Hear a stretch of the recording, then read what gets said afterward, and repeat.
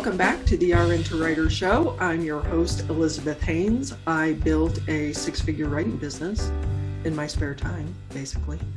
And now I help other nurses do the same thing because this is such a fabulous career. And today I am excited to welcome to the podcast Dr. Sandra Pagenta, who is the host of the Dr. Nurse podcast, which I've also been on.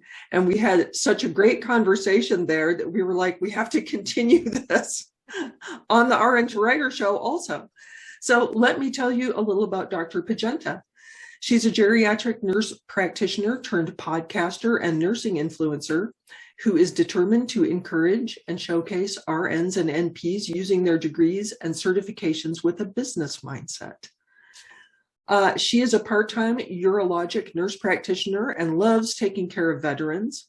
I'm fascinated with your career because it is procedure-based, which we were just talking about before we came on. But currently, Sandra is focused on her family and growing her business.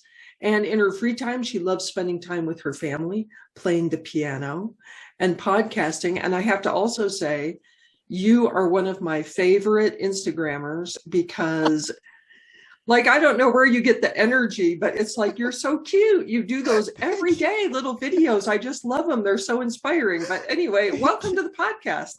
Thanks for having me on, Elizabeth. So happy to be here to chat with you.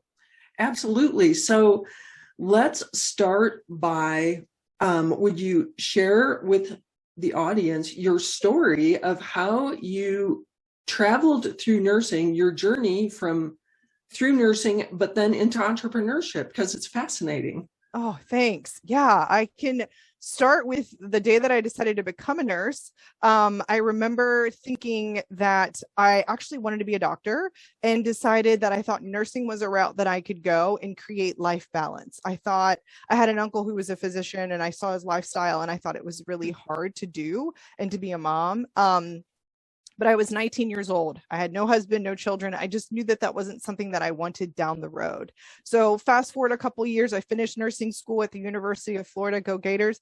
And I was able to secure a job in oncology. So I was an oncology nurse. And that's really where I began to see that the career of nursing as a med-surg nurse was not a long-term plan. It just was very exhausting. I was bullied on that floor after I'd made a medical error. I actually received the opposite of what a nurse should receive when she has an error. I received actually a lot of animosity towards me, more so than thank you for coming forward. Let's try to look at the system and change the system. I was actually treated pretty poorly. And I began to kind of see that nursing wasn't really for me, especially med-surg nursing. And I'd always have a love for the operating room and doing procedures.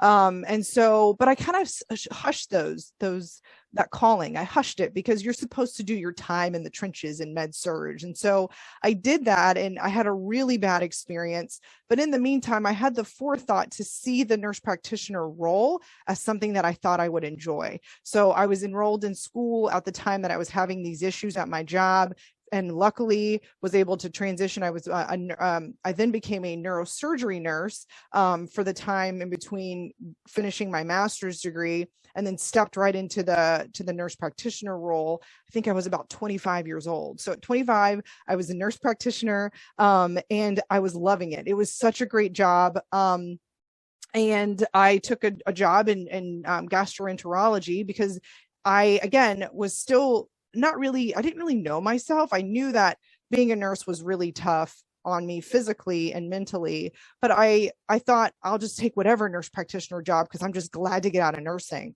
And so I took a job in gastroenterology, and this job is where I really learned my worth as a nurse and as a nurse practitioner. After being at this job for 4 years, having a fabulous relationship with all my attendings, everybody that I was working with, I was fired. And I was let go from this job. And it shocked me, Elizabeth. I was shocked. I was like, I've done nothing wrong. I've done everything my boss has told me. He sent me here and I would go and do it. And he sent me to go learn how to do this. And I would just go learn. And so, yeah, he pulled me into the office and sat me down and almost with tears in his eyes was like, we don't have money for you at the start of the new year. And I was like, you don't have money for me? What does that mean? What? And so that became another mind shift, because I went from being incorporated into the costs of the room to now realizing that I needed to be generating a level of revenue from my position. And so I learned this super valuable lesson. And now I'm actually at the time in my doctoral program as well. So I'm finishing my doctorate. I'm about to be unemployed. And I'm learning a very valuable lesson. And so this is when I began to see my value as a nurse practitioner and as a nurse. And I actually began applying to jobs and realizing at my current job, I was underpaid by almost $30,000 to $40,000 is what I realized. So I got bunch of job offers, way more money to leave. And I ended up taking a job where I get to do procedures. And so as I was getting fired, and why this is important is as I was getting fired from my job, I was scrambling to make myself worth it, because I still had 3 months before I had to lose my job. So I was like, I'll do this, I'll do that. What do you need me to do? I'll learn how to do this. And he said, no, we will not teach you how to do those things. You just need to go. So anyway, when I got my new job, I knew that I wanted a procedure-based job. So I sought out a job that would teach me how to do procedures, because again, that love for the OR never left, right? And so I was able to get a job in urology, which is an incredible science and a really cool sect of medicine. And I actually do procedures. So I do cystoscopies. I do ultrasound guided prostate biopsies for patients that have suspected prostate cancer. I've been involved in research studies in regards to, ultrasounding the prostate gland. And then I also do advanced procedures where I'm able to treat bladder tumors. I'm able to go up and look into the ureters and the renal pelvises of kidneys to see if there's any cancer up there or any narrowing of the ureters. I really get to do cool stuff now that I was just told not even 6 months ago I couldn't do. And so I just felt like whenever I wanted to create the podcast, and I know this is super long-winded, but whenever I wanted to create the podcast, I wanted nurses to see that just because someone tells you no doesn't mean it's true. And just because you are getting let go from a job, or you think this is literally the worst time in my life, it is a blessing in disguise. And I love sharing the journeys on my podcast of how nurses have gone from tough times and they have made them something beautiful with their careers. Fiend. This is what I want the audience to hear, is how fascinating each of our individual journeys as nurses can be. Like, nurse is not, it's a title, but it's not a constrained role. Amen. Like, you can do 1,000 things as a nurse, and we all have different journeys. And the thing that really resonated with me from what you were saying was the importance of listening to those little voices that we often suppress. I was just reflecting the other day that I didn't realize that I had that little voice about becoming an entrepreneur from a very young age. Like, I didn't realize even in my 20s that little voice was there, but I suppressed it because the people around me, discouraged it. That the people around me believed that the 9-to-5 job was the only path to success. And I wish I hadn't listened to that necessarily, because I've been so happy self-employed, Now, so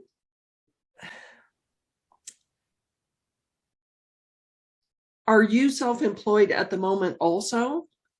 So I work 2 days a week at my current job. And I arranged that because when I had my son, I was not prepared. And what I say and how I say this, I want to be very careful. I believe that every nurse has within her the capacity to create something outside of a hospital-based job and to have something that fits her lifestyle. It can be in the hospital, 100%. I think that's totally legit. I work in a hospital setting. But what I did not prepare myself for was that is there a way to generate revenue in a way that doesn't necessarily require me to go to a building? And so that 19-year-old that wanted to be a mom and wanted to be able to have children and have a family and prioritize that, I, at 32 years old, when that dream was finally actualized and I had a little boy in my arms, I had not created that outside of the hospital setting. And so I had to go back to work. I had to give my little one to someone, to watch. And so when I went back to work, I was freshly postpartum, C-section delivery, all those things that are really tough on a mom.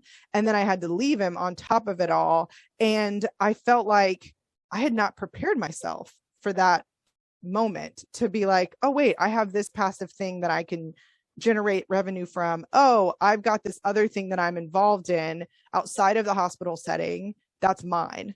And I had spent all these years investing into a hospital setting that was requiring me to leave the most important thing that I had ever had given to me in my life. Does that make sense? Yes. And what you're describing, the way I characterize this is wanting to have your cake and eat it too, which is one of those concepts that people think those are mutually exclusive. And my feeling is, no, they're not. No. And the reason I feel that way is because I have lived having my cake and eating it too. And it sounds like you've been able to create that too. Yeah. And so that's what I decided to do. I decided with my part-time position at work that in the moments that my son was sleeping, I would start building. And so when my kid takes a nap, I'm recording a podcast, I'm editing a podcast, I'm building something, because I began to read these amazing entrepreneurs and their stories and how they got started. And so what they did was they just began asking questions. They just began somewhere. And then eventually that led to something that they were able to build. And so I decided I would start building a podcast, that I would start talking and having conversations with people that were pretty much the question I got asked all the time I got asked of by nursing students, which was, how did you get there? How did you choose that? How did you? And so I just said, if I'm answering this question all the time, unrecorded, off script, why don't I do it on script? And so that's the birth of the podcast. And yes, it does not support my lifestyle. It is probably way more of an expense than anything, but it is something that I have decided to start investing into myself. And so that's what I'm doing. I'm investing into the business of Sandra Pagenta, and I want more nurses to hear stories of men and women who have said, I'm going to invest in me. And that's the purpose of the podcast. This is another thing that we have in common, because part of the reason, well, actually the 100% reason why I started RN to Writer was because I started getting lots of email from nurses who would see my name on articles at places like WebMD, and they would be like, how do you do this? And how can I do it? Yeah. And I created this like boilerplate. I was getting so many that I made this boilerplate response of, here's how you pitch an article, or here's how you find a client, and here's kind of the cycle of it. And I thought, I'm getting so many inquiries. It's not tenable for me to continue answering these people. I need a bigger platform so that I can put this out there for more nurses to benefit from. And I would be remiss if I did not at this point say, and we just launched rntowriterdaily.com, which is a digital publication that is filled with news for and information for nurses who want to do this, because I get some pushback from nurses who say, well, you're just in this to make money, because yes, I charge for my coaching. There's nothing unreasonable about that. No. I'm an entrepreneur. Yes. But I wonder if you get any pushback from people who question your motivations for why you want to, expose nurses to options away from the bedside or entrepreneurial options. Do you get any pushback on that? It's actually been the opposite. I've actually got people now coming to me with their stories and asking for my opinion. And hey, what do you think about this? I'm considering this.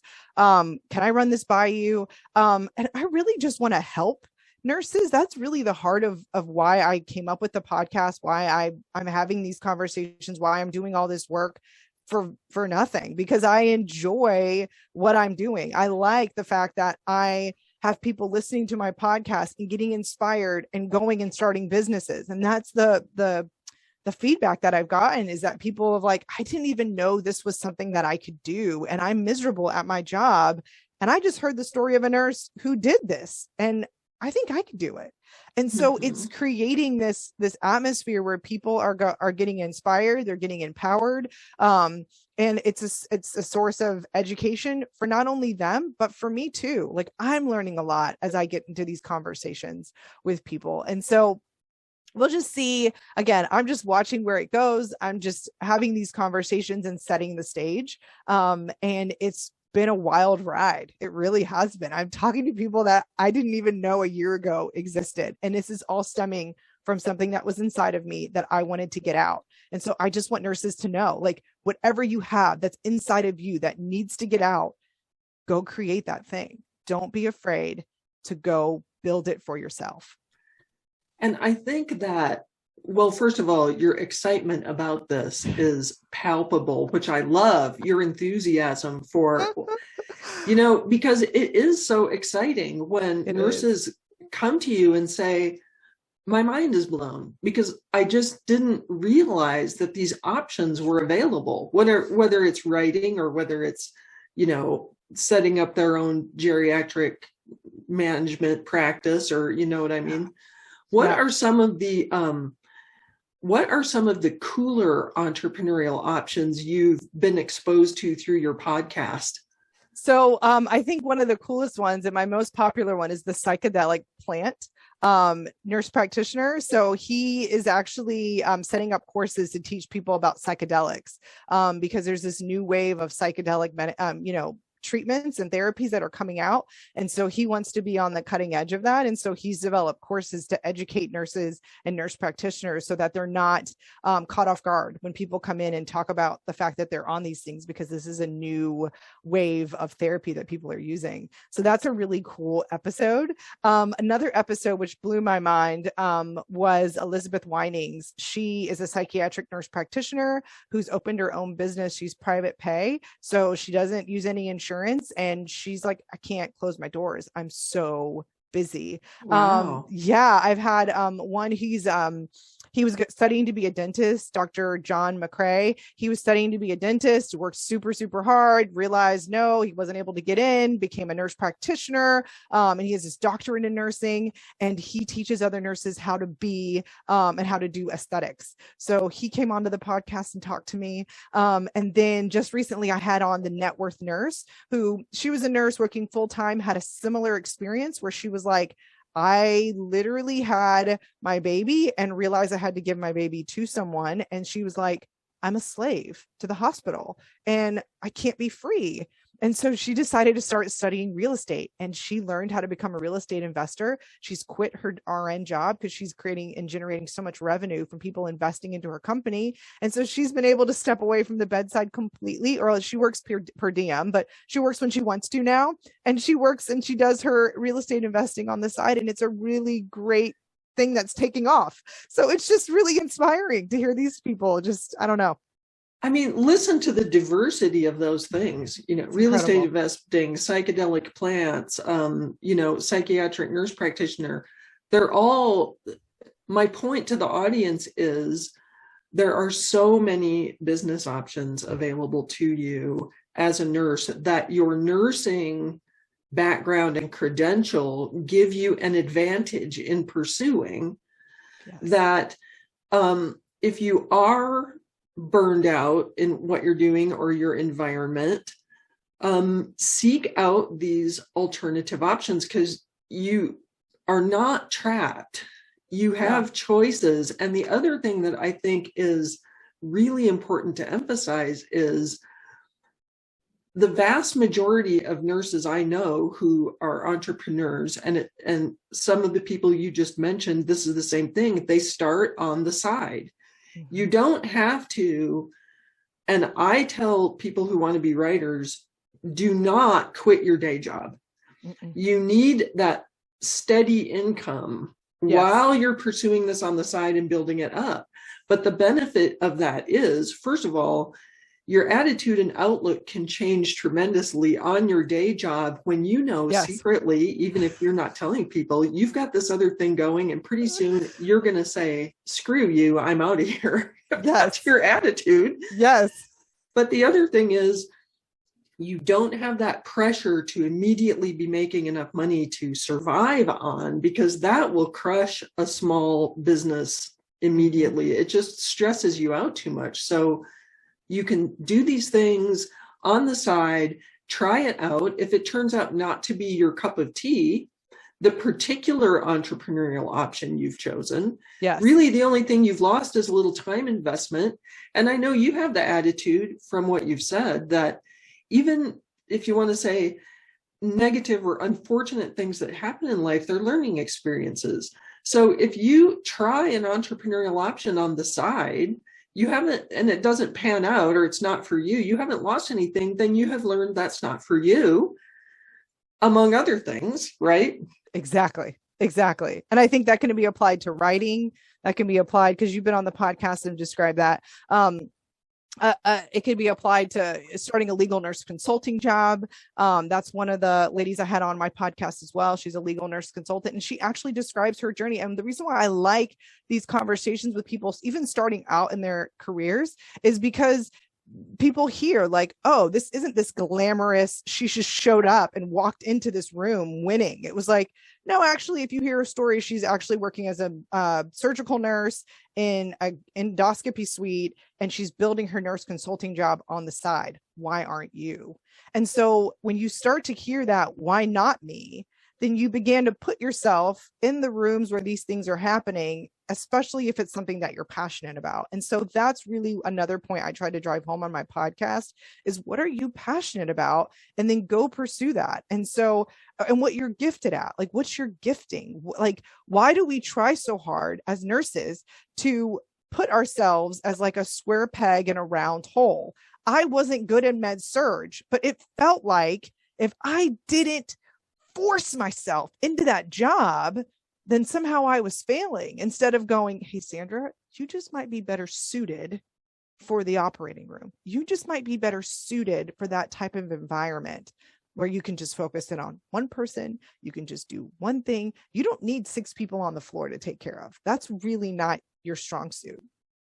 But we feel that way, like we need to prove something. Does that make sense? Well, there's a lot of that culture in nursing. I'm a second career nurse. I didn't become a nurse until I was almost 50. And I was told by the nurse, I did a residency in the PACU, which is where I subsequently worked. And I was told by all the quote unquote old nurses, the 30-year nurses, some of them were diploma nurses. They said to me, they weren't going to help me because as far as they were concerned, I needed to be starting nights on med surg.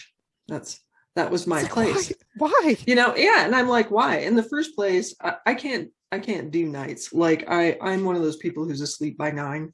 Yeah. So nights would be terrible for patients. Yes. Like How this is unsafe not would a that be? character flaw, but that's how it gets portrayed, you know, or that's the pressure that's put on you. And so, yeah, I hear you totally. It's like we need to, instead of feeling shamed for what you could call limitations, Yes. we should instead do what you said and like look at what we're suited for and then go take joy in doing exactly what we're suited for, or Yes. what our talents and gifts are. Yes. Why not go be really, really good at what you're good at, instead of spending a lot of time being better at what, or hopefully you get better at what's really hard for you. I don't think that that is a good use of your life. And so I think one of the things as nurses that we should be pursuing are our strengths and our passions. And in those areas, we will be successful because you are already strong at that and you already are passionate about it. And so don't generate something that you're not passionate about. And I think one of the nurses that I had on, the debt-free nurse, she's actually pretty cool. She got herself out of a huge amount of debt, and now she works with nurses to help them get out of debt.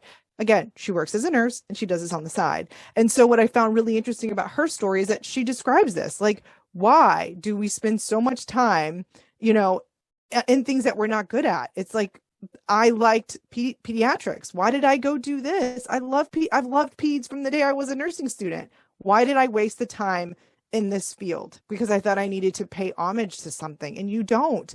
Go find what you love and do that. Like, please, the world needs you to do that. Yes. And in terms of entrepreneurship, think about what your passion and or your gift or your skill is outside of nursing, and figure out how you can intersect those two things. Like, I was told in high school by teachers, you're a born writer, you're going to be a writer. Of course, everybody thinks, nobody makes a living at that, honey. We're not going to send you to college to be a writer. You need to pick something practical, right? Yeah. But of course, all of that was hogwash. And when I found out how to intersect those two passions, writing and nursing, have been so happy, so successful. We build that when it comes from within, instead of, like you said, trying to cram ourselves a square peg into a round hole. That's frustration. Yeah. And so it's really cool because I have one lady on. I was trying to get the information on her, but she is, I have it right here. She is a DNP, and she's going to be coming on the podcast. She's a councilwoman of a city in California, and she's a nurse. And I wanted her on the podcast. I reached out to her and I said, hey, will you come on and describe your journey to you becoming a councilwoman of a city in California? So I'm super excited about that. And there was another one, and I'll just kind of, hopefully she comes on again. These are all in the future podcast episodes. There's one who created a clothing line for nurses. And so she's coming on the podcast. She's a nurse, and I'm assuming she likes clothing and she likes designing clothes. And so she created a scrub line. And so I saw her scrub line and I was like, will you come on and talk to my guests? Like, this is what you're talking about, finding those intersections. Like, if you think that you'd be good at politics and you're a nurse, like, those two things intersect. What? Like, did you know that? I didn't know that. And so that's kind of the birth of that. And I think it's a beautiful birth to see your story of being an RN, being a nurse writer, and now, being a writer and being a nurse. And now those two things are intersecting, and it's creating this life that you wanted because you're operating within that zone of strength and passion. And that's really what I want for more nurses to hear, so that they're not burned out and miserable and tired. And so, yeah. We need more nurses in just about every type of industry. We kind of, well, at least in my program, we kind of joked about the nursing process and, but here's the truth as I see it, because again, even though I primarily work as a writer, I'm passionate about nursing. I loved nursing. The environment drove me out, but, the nursing process is a very effective way to approach just about everything in life. And when we can bring the nursing process to the city council, when we can bring it to these other industries, they will be improved. And all of the critical thinking we do as nurses, again, that kind of gets mocked in certain sectors, our critical thinking skills. But when we bring that to other industries, it changes them. Yes. It's because in nursing, people matter. And that matters in almost every single field that you go into. We are taught from the time that we are baby nurses and we're in school that the person matters. And what's reverberating through all of these conversations that I have is that nurses are trying and they're showing that people matter in real estate. They matter in finances. They matter in politics. They matter everywhere. And because we have that mindset, we can easily switch that lens on top of that mindset and move into different areas if working in the hospital is not something that's bringing you joy anymore. Like you said, it's so true, because at different points in the conversation I'll have with a nurse, like just recently the net worth nurse, she was describing something and I goes, oh, that's delegation. We learned that in nursing school. Like, we learned how to delegate. And so you just start to realize that, again, these concepts, like you're saying, they're universal. And so we do make good entrepreneurs. We do make good, whatever it is that you're wanting to do, you can do it. Don't be afraid. I'm so fired up now from this conversation. You're so inspiring. After it. So I think on that note, we'll wrap it up. Yeah. But if you all have not heard the Dr. Nurse podcast, there will be a link in the description or the show notes so that you can go subscribe. And by the way, give it a nice rating on Apple if you're listening on Apple, because it is a dynamite podcast. Although, of course, I encourage nurses and nurse practitioners, nurses of all levels, to become writers.